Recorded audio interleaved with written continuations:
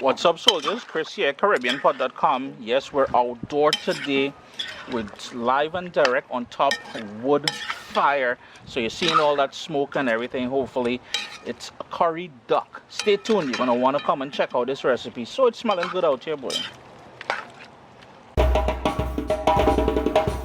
I've got the duck in a nice big bowl. Apologies for putting it into the sink, but it makes it easier for me to show you all. Couple things I must mention. Try to cut it up. Get your butcher to cut it as small as possible for you, not too big. And the second thing you want to do is have them sort of char it or flame roast it. You'll notice I took off most of the skin, but pieces like the wing and stuff like that where it's going to be a lot of work to take off the skin. I left the skin on there, and that charring, one, it's going to burn off any fine feathers, and two, it imparts a flavor to the duck as well, the meat itself. It's been washed, running out of breath there. It's been washed with water, and cool water, and the juice of a lime or a lemon. It's been drained and it's all ready. I've cut off most of the fat. I'm not big, you know. Duck peons will tell you they need a lot of skin. I am to the contrary of that. I like it nice and lean with a bit of skin.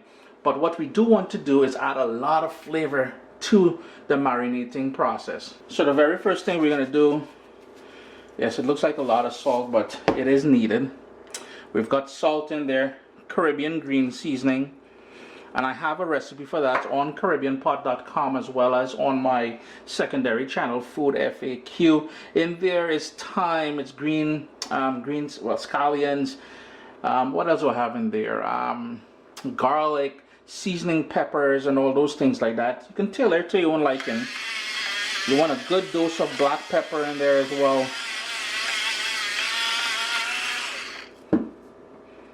This here is cumin, roasted cumin, what we call Geera. I'm not a huge fan of it, so I don't go too heavy with that. So roasted Geera, roasted cumin. Here I have Amchar Masalla, and it is a combination of cumin and all those dark, rich spices in there. It's been roasted as well. And I won't season my duck with any curry, but the curry would come in later on. If you bear with me for a second, I just want to step outside. I just remembered I had something I want to add into here as well. I will just go outside. Remember, I have some what we call podina, some nice big leaves. You can see it's almost as big as my hand, but I want a sort of a medium-sized leaf here. And you may know this as podina, Spanish thyme, big leaf thyme, or oregano. Look how juicy it is, boy. Let me go back inside. We're going to use this. And here is that podina or big leaf thyme, just chopped up. It wasn't in my green seasoning, so this is why I thought I would add it now. I chopped it up, but you can crush this into a paste if you wanted. It'll work just as fine. 2 scotch bonnet peppers, a ripe one and a green one. The flavor profile on a green scotch bonnet pepper is totally different. Now, a good curry duck is supposed to be really spicy, but you can cut back on how much scotch bonnet pepper you use. Later on in cooking, I will definitely add another one. Now, here is something everybody and their tanty will want to complain about. Chris, you don't need tomato or tomatoes in a curry duck. I love tomato in my curry, and what it does, it helps to thicken up the gravy later on, but two, the acidity in there helps to combine and sort of balance off the flavors. And if you're a true curry lover and you watch the origin of curry, Indian dishes, that's a mainstay. You know, there's always tomato in there. So all on the backside, who complaining? All you know, nothing. We've got an onion, a medium onion, all diced up. Scallion. And I'm just repeating some of what was in my Caribbean green seasoning. You can see we're already getting them nice colors going on in there. And I've got some fresh thyme. I'm going to put in the sprigs and everything except this tough piece here. I'm just going to chop that out here. You're not invited into the party today, so unfortunately. You want to give this a good mix. Now, if you wanted, you can add cilantro or shadow benny in here, but I'm going to finish it off with that. Mix that thoroughly, and then we're going to allow it to marinate. And this is why I have it in a big bowl, because you really want to toss this and make sure everything combines evenly. If you have time, you can marinate this overnight. In my case, I'm going to marinate it for about 3 or 4 hours, and then we'll go outside, spark up that fire, and start doing our thing.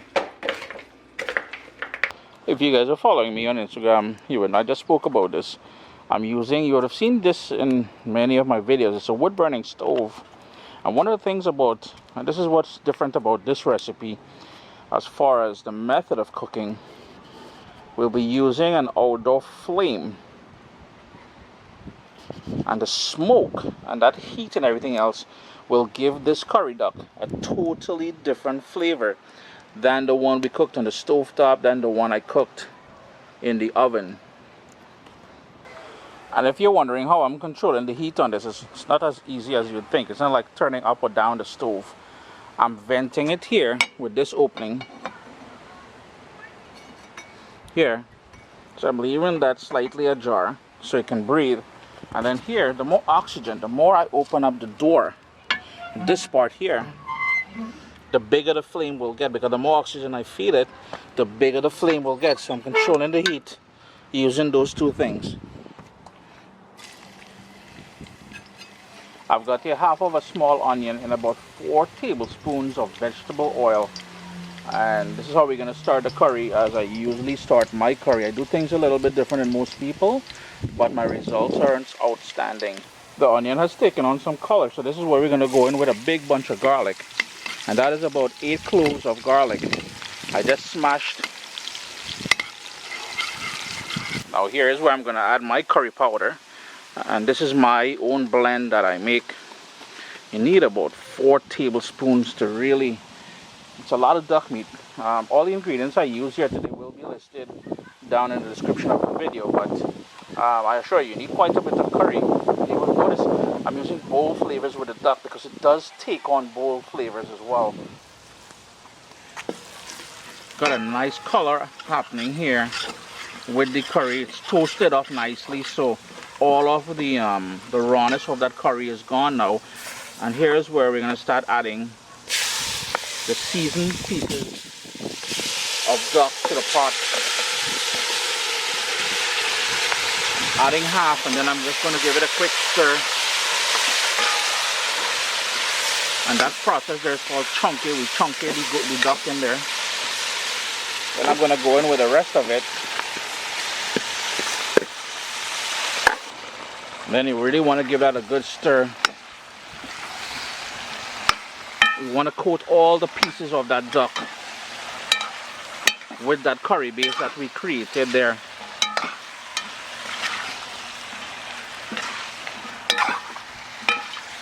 And I hope by now you can start seeing the logic to everything that I was doing. It will be a little bit different than how your granny, your tanty, your mommy, your baby, whoever it is that makes curry duck for you.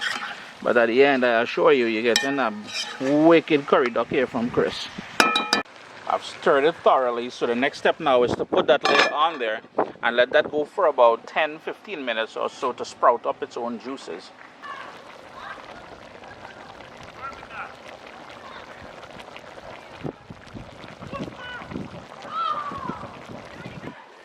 It's been going now for about 15 to 20 minutes, and you can see, I don't know if you guys can see that, there's a lot of liquid. It's sprouted. Those are natural juices, right? So what we want to do now is burn off all that liquid. I've been cooking on a high heat, if you're wondering. We're going to burn off all that liquid to infuse the duck with that rich curry flavor. So in doing so, we're going to remove the lid and leave the lid out because we want to burn off all that liquid. It took another 15 minutes or so for all that liquid to burn off. And what you're hoping for, if you can see in the bottom here, you're trying to get it back to the oil that we started with.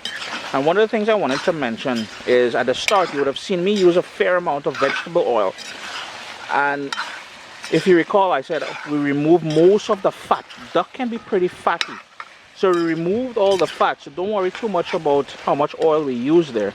I'm just going to give this another couple minutes, and then we're going to go in with some water to help braise it and make it nice and tender.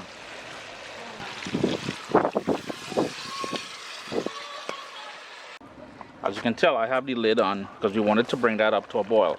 So we brought it up to a boil. Now we're going to put the lid back on there. And we're going to allow that to cook. We're looking for two things. For the duck meat to get tender and for the liquid to burn off and give us a nice thick gravy. Now traditionally, people would burn off all that liquid and what we call fry down. But I need some of that gravy. So lid on and let that do its thing. It took another 40 minutes or so. That's going to fall down.